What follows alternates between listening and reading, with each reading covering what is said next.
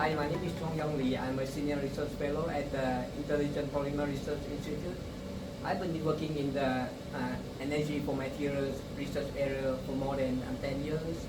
So one of my research interests is on to utilize the 3D printing methods to approach to fabricate the new or novel electrodes and also the electrochemical cells.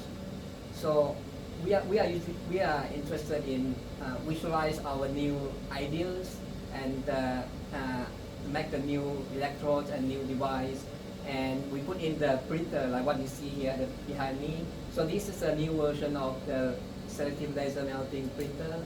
So basically we put our ideas in the graphic design and pass to this printer, print the prototype that we want. What you see here, for example, this is a prototype metal electrodes here that we combine the diffusion of the maximize the diffusion, in this case for electrochemical CO2 reductions.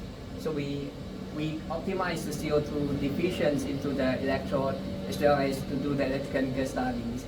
And the same principle we apply for the electrochemical hydrogen production, in this case for water splitting. So we can maximize the electrode area and also make the electrochemical cell in the design that enhance the performance.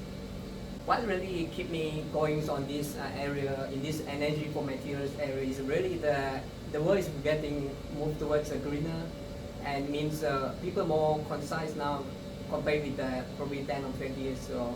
The value of this, how we fight the climate change. And for example, that if we get a device that like for green hydrogen productions that is very low cost and able to be mass manufacturing, that can make a difference, not only to me and to next generations. And that really keep me going and really keep me motivated to come to lab every day.